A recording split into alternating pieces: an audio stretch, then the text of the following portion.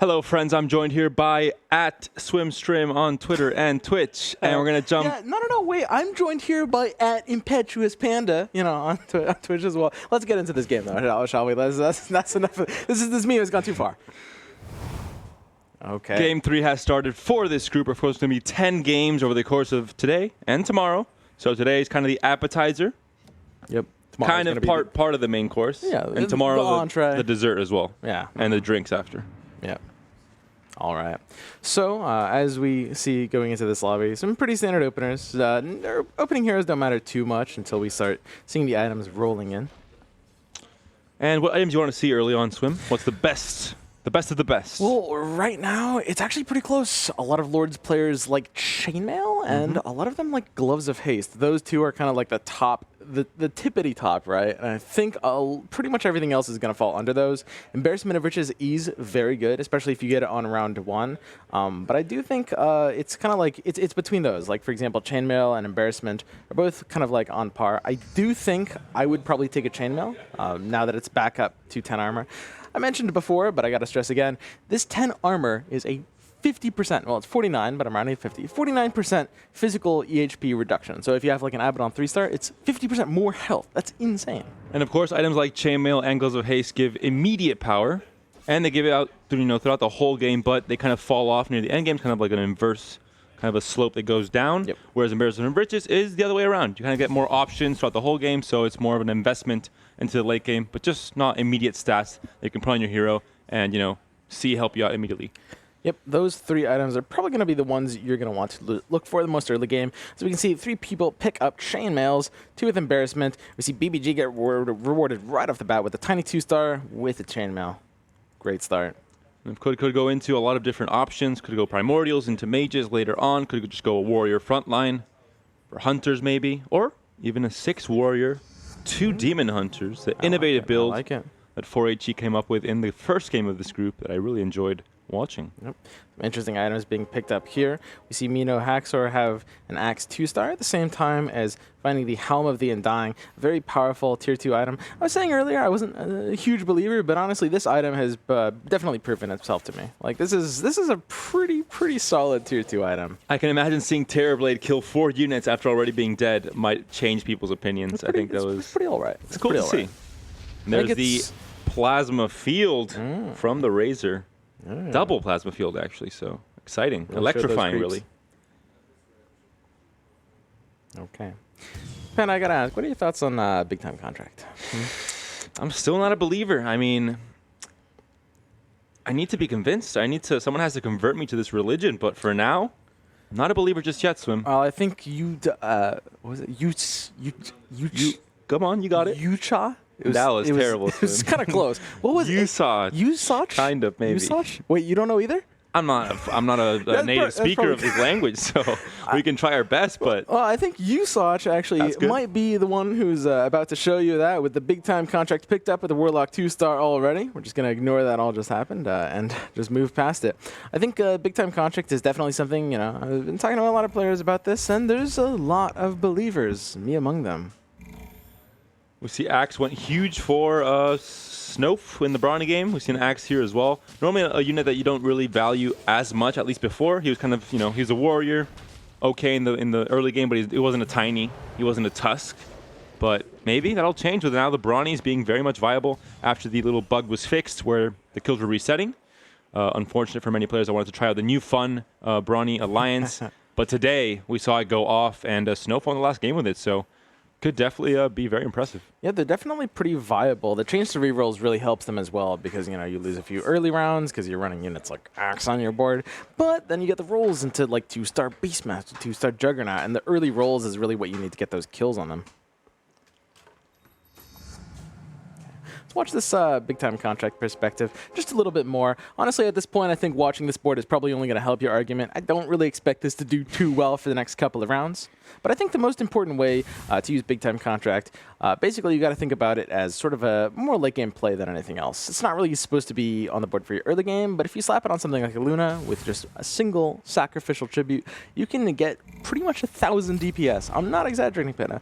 1,000 DPS out of just that item alone, not including Luna. You mentioned to me kind of the strategy is you get the item, you see it, and it's just a VIP booster, nothing else. You kind of ignore the actual, teardrop formation of that contract. Yep. And then in the very late game, you see a Mr. Warlock in the shop. Exactly. A single 1-star Mr. Warlock. You throw him in as a sacrifice to the gods. And that is all of a sudden a VIP booster, plus it just reads, get a lot more DPS. Yeah. Sacrifice to the gods. I like to think of it as offering up a monster as a tribute. I like to imagine I'm Yugi. Well, that's great, Swim. Okay, so we can check out MeNoHaxor's board here. We have a couple of 2-stars being paired early on. One of the strongest boards in the lobby. It's up against him versus BBG to determine the strongest board. But BBG looks like he's actually hit a fairly weaker board. He just happens to... Doom early, very early Doom. Wow. Round 6, that's impressive. Yeah. Fantastic high roll. And suddenly this board is the board to beat. There is just no stopping this. The 3 warriors, the double brownies, even looking on the hunter out as well as the heartless, getting a pudge on this board would be the next best Fantastic. Maybe the Doom, maybe too early. 4 gold locked up onto 1 unit. We'll see. I mean, he wasn't going to get to 10 gold anyway, so at the moment, just gives him a great power boost without sacrificing any of his economy game. Yep. But later on, he could, see he's at, missing a few gold, has a pudge on the bench, for example, quick swapperoo, sells the Doom, and then has that, 10, 20, or 30 gold interest. I think I like keeping the Doom, honestly. It's great for just keeping your streak alive. As you mentioned, though, the Pudge could go. I think at that point, I'd rather replace something like the Tusk than the Doom. Like, being able to complete Doom. Doom is just so powerful if you get it on linearly, especially when it's protected by Warrior Armor. Realistically, though, you're not going to complete this Doom for a pretty long time. I mean, Yeah. You can get lucky once, but getting lucky 3 times this early is a little harder. Oh, talking about Pudges. There it is. That's a Pudge, if my eyes don't deceive me. So one of the things we talk about is basically, level timing. It's changed in this patch. People are leveling slower and slower. Look, check out this lobby right now. There are 4 players that are still level 4 on round 7. You see a lot of players going to 6 on 9, the double level to 6 on 9. Some players are staying 4 and just going to 6 on 13, which is a really, really slow progress. And of course, if you're losing, you're not on a win streak. You don't have to try and have the best board in the lobby because you already see some people, having Dooms on their board very early on.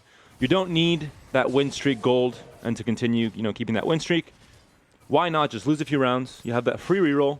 You get a lot less damage with the change as well. So all these things incentivize the playing a little bit slower, playing for economy. Yeah, exactly. It really comes down to whether you want to fight for the board or maybe protect the streak. I think, for example, we're going to see MeNoHaxor probably go to the pretty standard aggressive, or as old school, level 6 on round 9 to protect the streak. It'll allow him to put the Pudge in without taking anything too powerful out, because everything else on this board is something he wants to keep. Could also find a 3rd hunter, though. He's currently at 2 with Beastmaster and the Drow Ranger. Could be a big power spike. Of course, 3 warriors already on the board, so maybe the 4th warrior won't result in as much of a power spike, although it will add Heartless, so could be enough. Yep. This board can do a lot of things from here. Unfortunately, it's too much of a free win. Let's go ahead and check out some other boards going on. Joseph's looking like a assassin boy. He has a Slark. He has the bounty hunt. Well, the Slark is gone. Never mind. Bounty. Everything's gone. All right. Well, bye, Joseph. We're I was actually, when you were gonna finish talking about assassins, I was gonna talk about elusives, but they're gone too. So we're all right. Let's change boards then. Let's change boards. Yeah, let's go. BBGs. All right. New plan. So BBG also representing the Warlock on the Bloodbound. I don't think he's planning on doing anything with this. Just as a level 2 early pair for the Warlock. I'm probably gonna sell this out later because, like, DPS wise, is second worst to Shadow Shaman, really. The Shadow Ward can do a bit here, the ability, but again, for me personally, Mr. Warlock is a bit of a disappointment. If I was his parent, I would be very disappointed at him. And we see why here. I mean, he's going to lose, so. Nice heal, dude. He literally just healed a banana. That's what he lives for. He's grown to, he has a Mr. Warlock title, and he heals bananas. So let's start checking out some of our weaker boards on this fight. I think the most interesting thing about early game Underlords is how the weak boards figure out the best ways to stabilize. We've seen some really creative solutions to bad situations so far in this tournament. And we've got Yucha? Swim. 5 minutes have passed. You such. You're not sure either. I was kind of sure. The Y is a U, and the 4 is an H. That's all I know. So piece it together. Solve the mystery.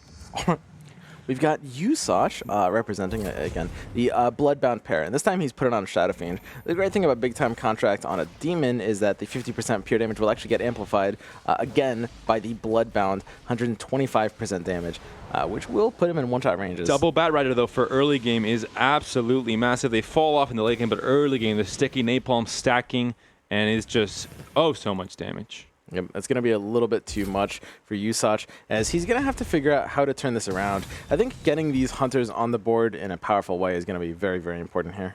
Yeah, he has a 2-star unit on the bench normally. Not something you see in the early game. I mean, we're still around 9. Those 2-stars, I mean, we see Mr. Warlock in play, so that tells you everything. I mean, they normally go into play right away. Yep. The biggest question is, what are we going to do with this big-time contract? It's really important to put it on something that can benefit from it. And I think that typically the best unit in the game to put it on is Luna. The Glaives being able to spread it around. Talking about Luna, snofe just gets Luna too. He had the Bat Riders as well. I believe if that was him, I'm pretty sure it was. He has one. It was the other Knight player, the Chow Knight. So watch out. I mean, a few Knight players already. We talked about them being able to contest each other, which is not fantastic. And it can, mess with the strategy of both of them. We've seen a lot of Knights ending up in 6th, 7th, 5th place. So not having the success they had yesterday.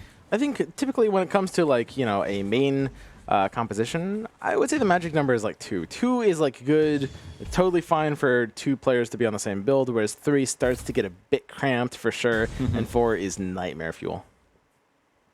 Although, of course, yesterday we saw in that very first game of the day, 3 players went Knights, all 3 got top 3, and we started getting very scared about the new patch. But I think that was, definitely not the usual game. It was a very special game. So we can go ahead and see if USOCH's board has been able to improve here. And again, he's kind of all over the place. He's trying to keep his options as open as possible, looking to get into the 3 Hunter with the Wind Ranger that he recently completed. But without something that's going to be dealing like AoE damage with Big Time Contract, I don't think he's really going to be able to use this long term. I think his best bet is giving up on this and just using it as a VIP booster. Yeah, we can see Mr. Warlock back on the bench. I mean, that contract has changed hands about 7 times this game already, so I think you're definitely correct about this being kind of all over the place.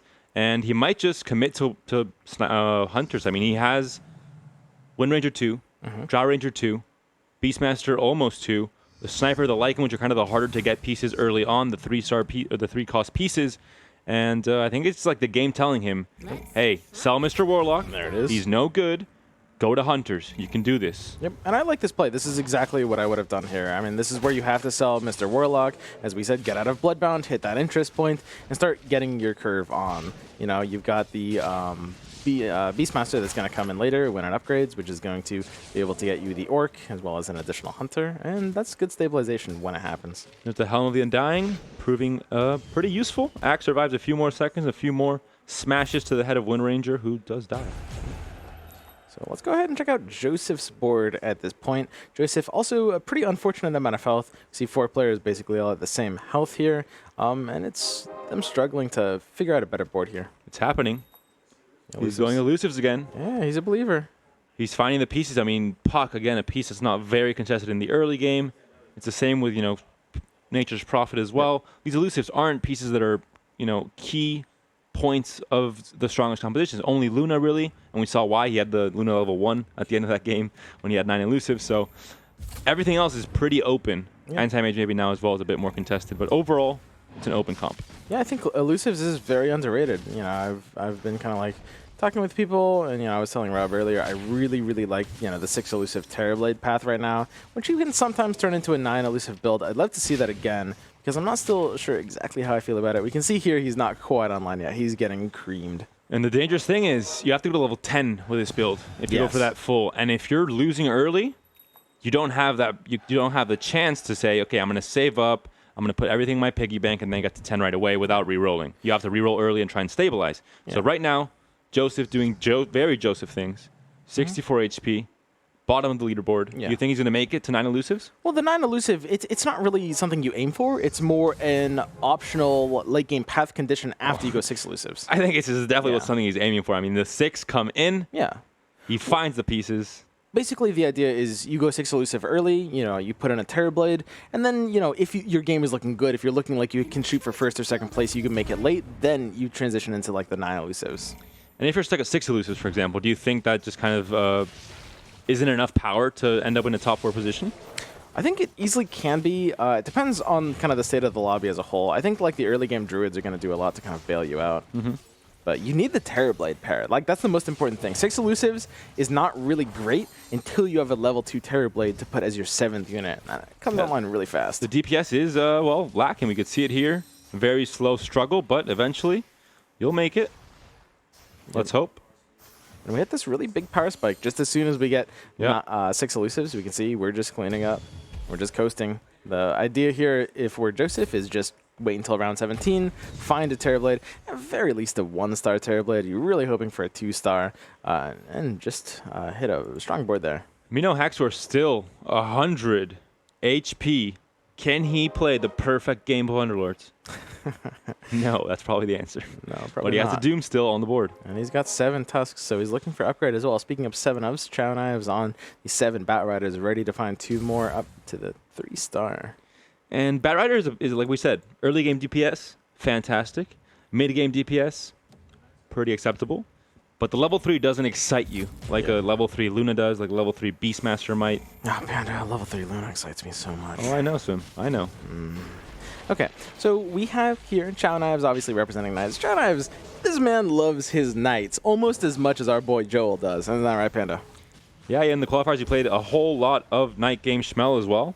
But I think with the new patch, those statistics might have changed a lot. I think Cmel's adapted.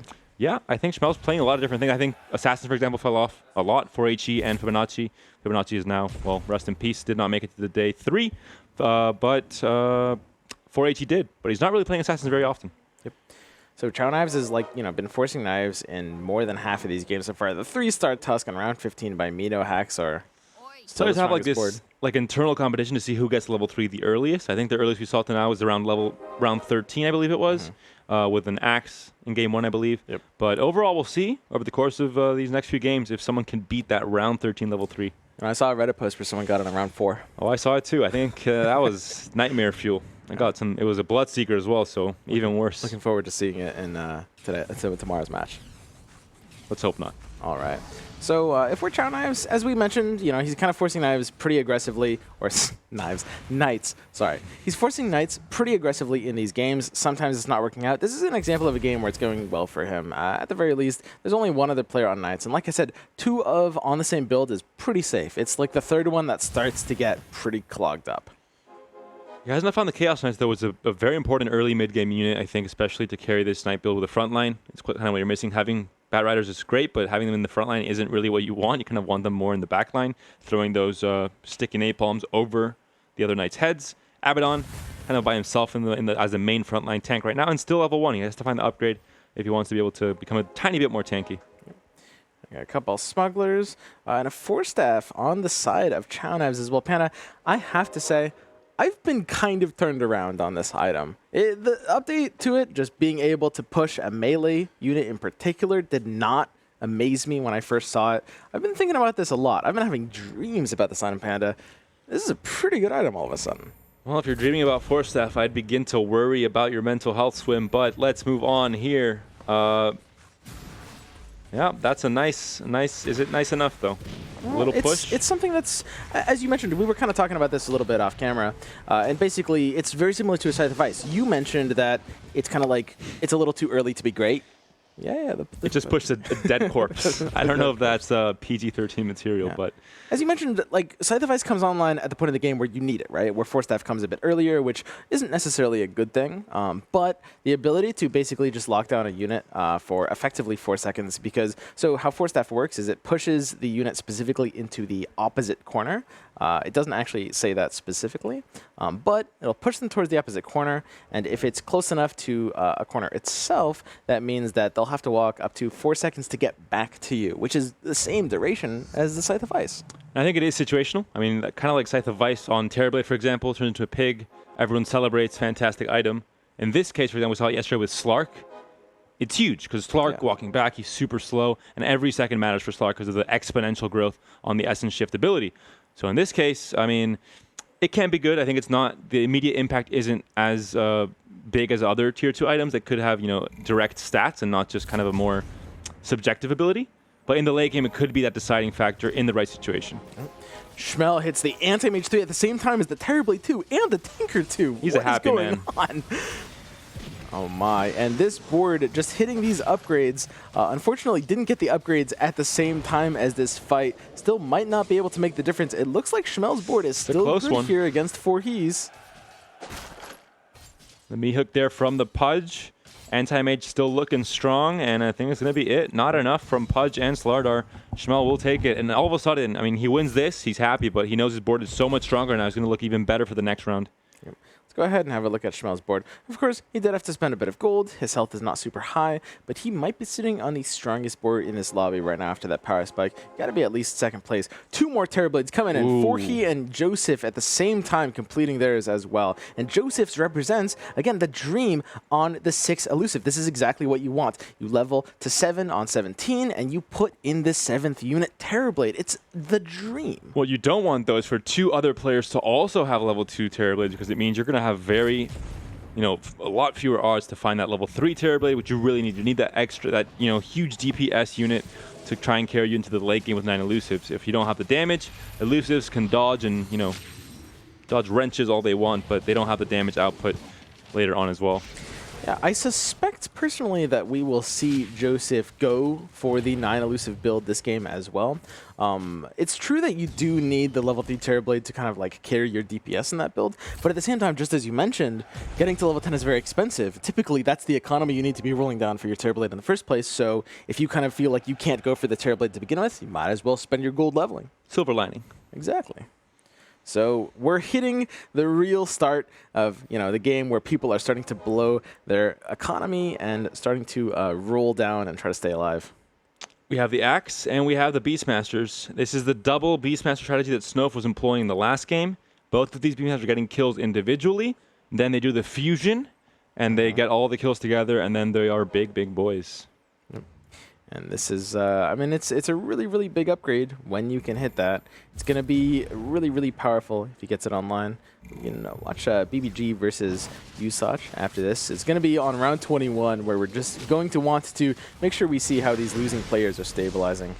And Cmel, we talked about it. His board was strong. He won the last way fight. Too strong. But now he's even stronger, and he wins easily against the #1 player, MeNoHaxor, who was streaking, who has a fantastic record right now in round differential, and goes, gets knocked down 11 damage by Cmel, saying, this is no longer just your lobby. Your dominance is ended, and now I'm in the win streak position. That's exactly right.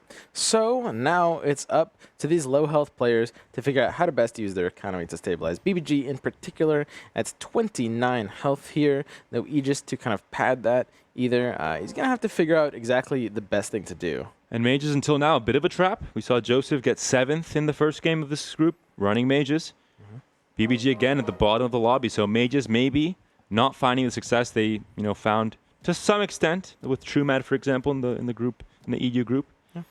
I think mages are definitely viable. I think they're good to go if you're kind of like forced into them. I think it's probably his best option in a case like this, but it's not something you're super happy about being on, I would say. He's potato good here.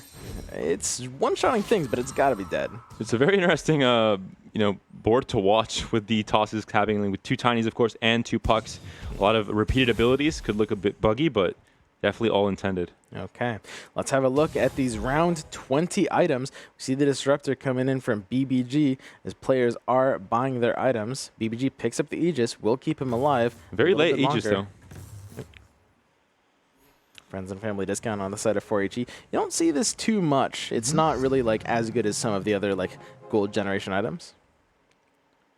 It has here other options, but I'm very surprised he went for the friends and family discount. Still 40 gold though, so has a lot of re-rolling to do. So it's going to be a good chance to find units for cheap. So let's see how BBG is going to be playing the stabilization path here. He does have a pretty tight board, all things considered. Like, very strong front line with a double tinies, primordial pair, a lot of 2-stars, and some pretty compact alliances here. Hits MeNoHaxor's board, probably the 2nd or 3rd strongest board in the game right now. We'll see what Tusk level 3 can do. Chopping in that backline there. Still very healthy as well, so looking scary here for BBG, but is it enough? I mean, the Eidolons are not going to do enough, I think. Little purple boys. And yeah, MeNoHaxor's going to take it still. You know, lost to Cmel, but still a very strong board for him. And BBG continuing to take damage. 10 more damage rolls in. He has the Aegis. 4He losing health as well. These players are not doing so well. 4He going back into the 6 warriors that we talked about. Ooh, I like He's got the Terror Blade. You know, he's got the Anti-Mage, but the Anti-Mage is only 1-star, and his health is not great. I think the biggest thing about this board is the fact that at a certain point, let's say around 27, 28, Terror Blade level 2 does not cut it in terms of DPS. I think that's when you need to try and find the Troll Warlord, put it in for one of these tanky, you know, warriors that aren't doing that much in the late game, and finding a bit extra DPS. You find level 2 Warlord, that's looking spicy. I think that definitely could be right. It's important to know, you know, obviously, the Doom is canceling out the Terror Blade plus 50% pure damage, or at least one of the 3 sources that he has here. But I think it's worth it just like at this current point in time. The problem is right now on this board, I don't know if he's actually strong enough here with just 2 stars. Looks like he's good against Chow Knives' board, although this is a very healthy dragon. Yeah, Dragon Knight's just too good on its own. And There's Pudge, almost nothing that can take this down. Great at tanking, but very bad in terms of dealing damage. Gonna get burned down here. His corpse incinerated. Look at this Dragon Knight's DPS. Yeah. Pretty standard business as usual stuff you expect to see there. And we see 1 Terror Blade on the bench, but of course, if you tabs, you'll see, you know, a ton of bad news. There are 3 Demon Hunter players, which means that that Terror Blade is split 3 ways, and it's going to be very unlikely for any of these players to find level 3. Completing Dragon Knight as well. I'm really interested to see how this board will really come together. There's a second one. Ooh, BBG gets Razor 3. Chow Knives gets Abaddon 3. Abaddon 3 I like a lot. Such a meaty, tanky boy. If you find something like a Bracier's Desperation on him with a Photic Shield, it really does so much to just help your Dragon Knight or your Knight's backline deal damage. But BBG has still been losing boards. He's got 12 health and Aegis to burn, but he could pop it as soon as now. It's round 23. He needs to hit big nukes. I think 4He's board is squishy enough that these nukes will be good enough, but actually maybe not. He does have the scaled bonus as well with Tidehunter and Slardar. Scaled bonus is coming in big here. And that might be just, you know, what caused the win here for 4HE. That should leave BBG at 1 health, preserving the Aegis. Is going to be the perfect pop, but he's going to have to turn this board around fast. He's still lost the last 5 or 6 boards in a row now. And BBG, a fan favorite going into this, not doing so hot today. Him and Chow Knives both a bit of a bad start, I think. Chow Knives, though, respectable. 4th place position at the moment. Had 2 8th places. Has to really make it up in these next few games. I'm really looking forward to seeing how Cmel's build perform. He's really been liking this kind of scrappy path, and I gotta say, I've been liking it as well. Scrappy, you know, we talked a lot, you know, on the panel. They were mentioning that you can put Demon Hunters in kind of anything that has a frontline. I think this is perfect for it. Level 3 AM, level 2 Terrorblade with the scrappy frontline. We saw a 3-star sniper for YCA, or USOSH rather. We'll check him out after this round here, but Cmel against MeNoHaxor, one of the stronger players. I think Cmel feels like the stronger board here. The Tusk goes down, no 3-stars on his side, and Cmel has to be taking this one through. I mean, the Clockwork 3-star, the Anti-Mage 3-star, it's just too much power for MeNoHaxor to be able to withstand. BBG at 1 health, we're going to check his board out against Chow Knives. Chow Knives is chunking him down.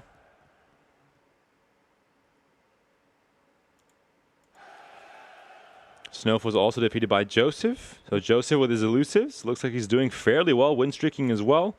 Looking at his board, he has a few elusives, not the full comp just yet, still level 8, but almost level 9. And Cmel finds a bit of a power spike there. Timbersaw level 3 gigantic.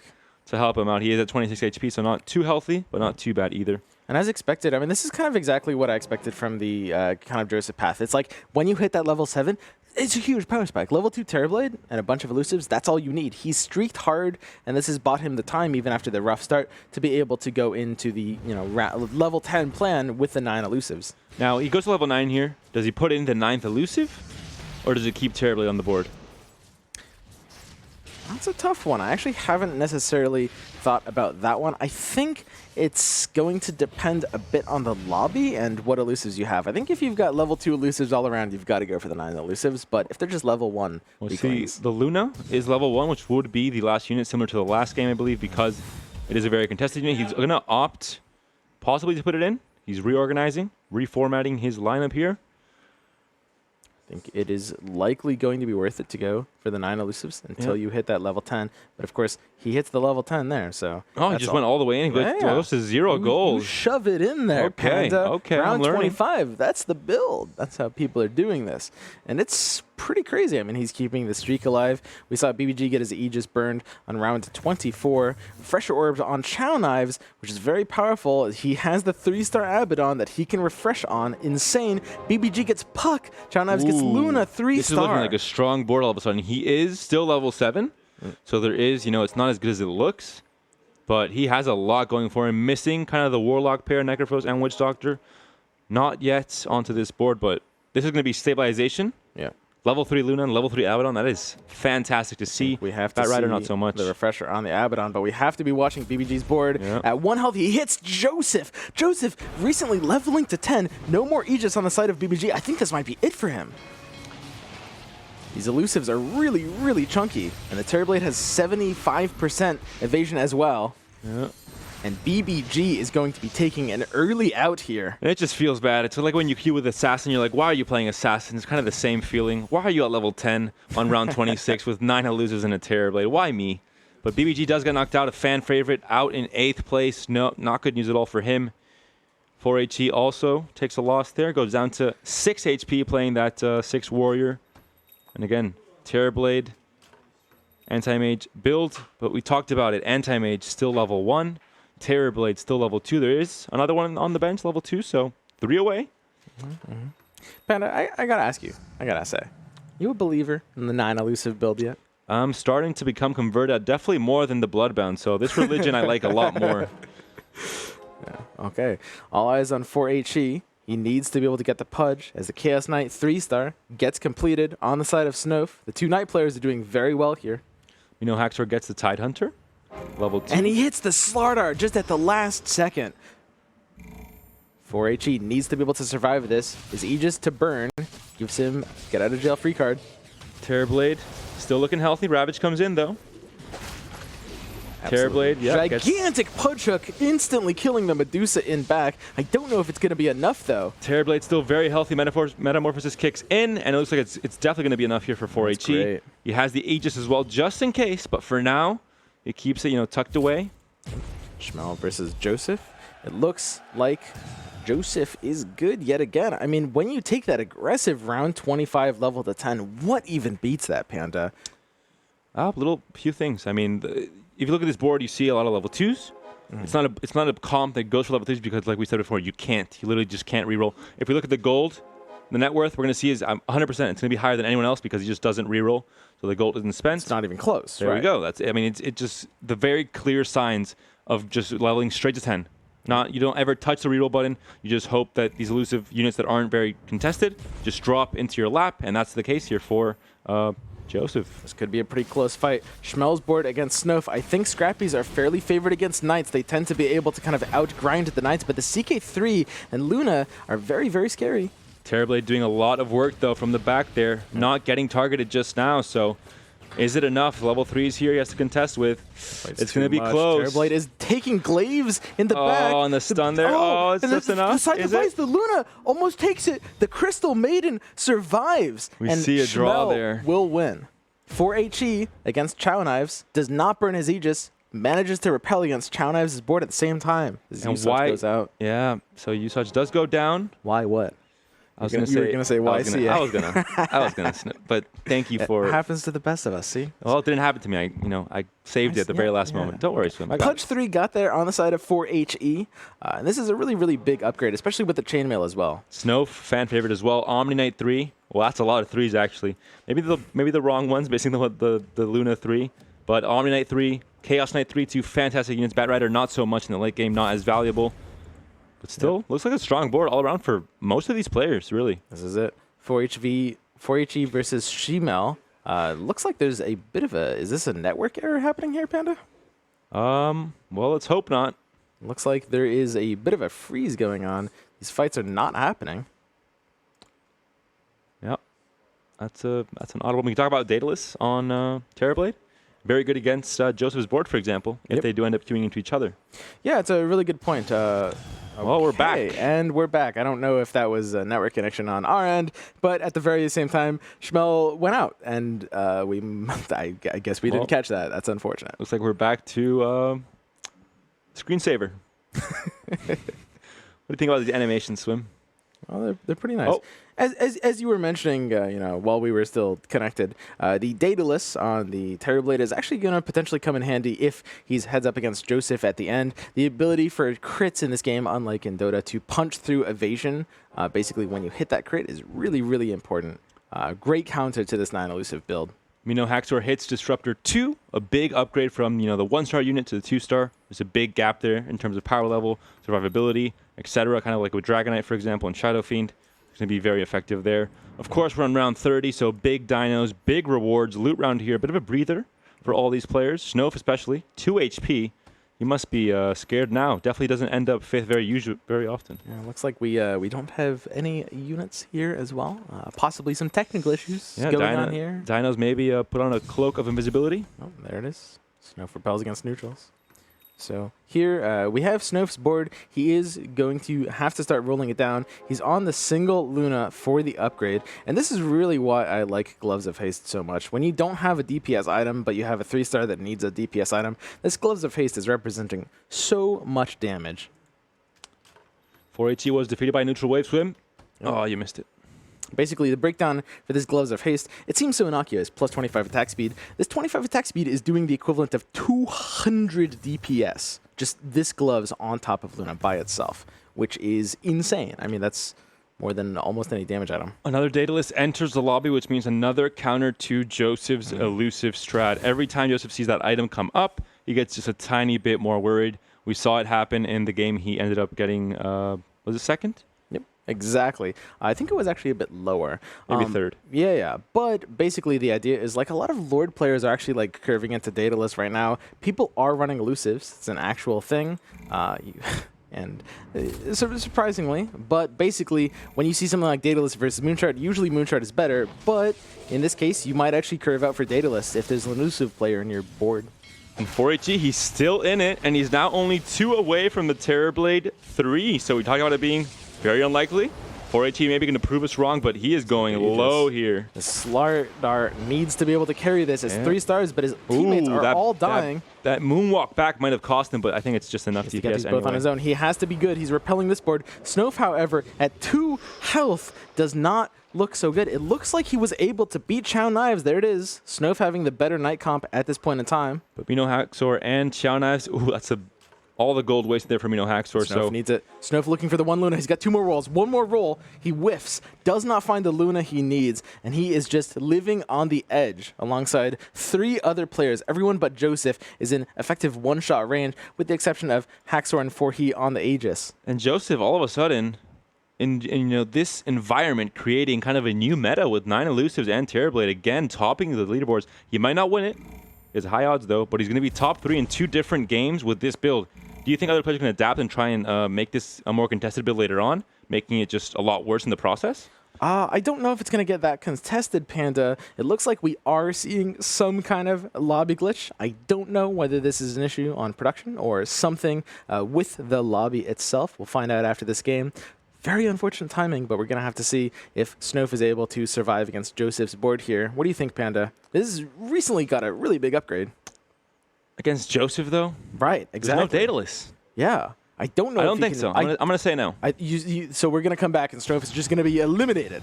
And there it is. snofe gets knocked out. Chow Knives gets knocked out in 4th place. And there we have it, 4th and 5th right away. And snofe, 5th place, not what you like to see if you're a snofe fan. Always expect to see him top 2, top 1. Top 5, though, just doesn't cut it. Terrorblade. Terrorblade. He needs 1 more. He's got a bunch of roll downs on 33. He's on the single Terrorblade out, and he's going for it. He's at 6 health with the Aegis to stabilize. Friends and family discount, saving him some gold as well, all calculated from the Chinese player 4HE. He does have Aegis. I think he's actually going to bank on this, be a little bit greedy here, and play to this 2 gold interest. I like it. Okay, so this is going to be 4HE against MeNoHaxor. MeNoHaxor does not have the Aegis, so if MeNoHaxor dies here, it is over.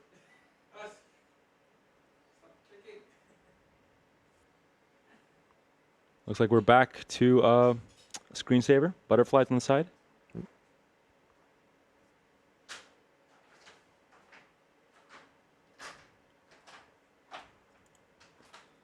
Yep, screensaver on both screens, unfortunately for everyone. But Demon Hunter still 2 in the game. Yep. Okay, so for HE, does he get his Aegis burned here? Yep, that's the Aegis pop. MeNoHaxor takes it. And now 4HE has to, well, we'll see if he finds the Terrorblades in the shop. Once this round countdown finishes, 4HE, 6 HP, MeNoHaxor at 7, and Joseph still streaking, still at 45 HP, very, very healthy. Enigma being played, not something you normally see in this new day and age of Underlords. 4HE goes to level 9. He is looking for another Terrorblade, but he spent his gold going to 9 instead. He's probably going to play multiple Terrorblades or another Stunner here. And the Daedalus is there to counter Joseph, or to attempt to at least. 2 Daedalus actually on Slardar and MeNoHaxor are just playing for second place at this point. Joseph is streaking on the nuts 10-unit board with 9 elusives. And he still has that Luna at level 1, so nothing has changed there. And both of them hit Joseph's board. Both of them could be getting eliminated here, Panda. And that is not what you want to see if you're trying to win here against this very powerful elusive comp. It just comes down to who lasts longer at this point. If they both die to Joseph's board at the same exact time, and the Knights will probably survive longer. Looks like it's going to be enough. Slardar does have the Daedalus, of course, can good. Crit, and there's the huge crit on Templar Assassin. And he beats the Phantom board on his side. MeNoHaxor gets knocked out, and 4HE secures second place going into the round 35 creep round. And this is, again, 4HE and Joseph, 2 players that have innovated, that have brought 2 new comps to the meta today, and they're both getting first and second in this game. We see the 6 Warrior comp with the Demon Hunters, and we see Joseph again with Demon Hunters, but with Elusives instead. So maybe Demon Hunters. Very good innovating, yes. But I mean, come on, Swim. No, you're right. I'm not trying to take away from it. It is just funny that they're both just running the Demon Hunters, which are very, very powerful right now. So we head into this creep round. 4HE is looking very, very, very hard for this last Terrorblade. He's going to have 4 or 5 rolls to make for this final Terrorblade to complete his Terrorblade 3. If he can get there, Panda, do you think he might be good? He has 2 Daedaluses. I think he can beat Joseph. Yeah, I think that's the big... I mean, if he gets the Terrorblade, I think he... it's going to be an enormous power spike, and I think that definitely gives him the win. But at least it gets him closer to the win. Of course, we see Joseph at 45 HP. Might be a bit difficult to contest so many rounds in a row and not lose any of them. Because again, 6 HP, it's one-shot range. But Joseph's not really on upgrades. He has like extra gold, but unless he can upgrade his own Terrorblade, finding 3 more, there's nothing else he can really do. 4HE is hoarding a lot of Terrorblades. He finds a refresher, which is really huge for his level 2 Tidehunter, and he has a pretty good chance at hitting the Terrorblade here with only 3 more rolls. He needs to find one Terrorblade. Nope, he's not going to find it. Does not find it at all. Joseph is rolling down frantically. Joseph looking for 3 Terrorblades. If he rolls earlier, he can deny 4HE Terrorblades from his own shop. 4HE needs to be good against this board. I think with the Daedalus on Terrorblade being able to go through the elusives, it will be enough. But we see Joseph's Terrorblade has a Heart of Tarask, which is going to make it almost unkillable. Yeah, that is massive. I mean, with elusive as well, it's absolutely huge. And of course, Joseph with such HP, he's still at 31 gold and can definitely save for economy for a few more rounds. Gigantic Hook taking out Anti-Mage. The refresher on the Kunkka. Second boat coming in.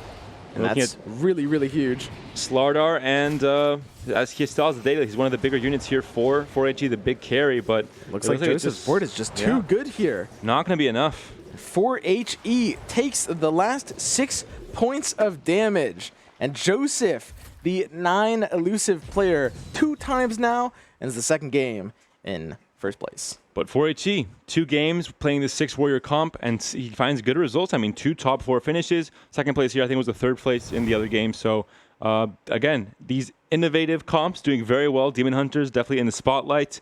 Analyst panel, what did you guys think about this fantastic Demon Hunter-centric game?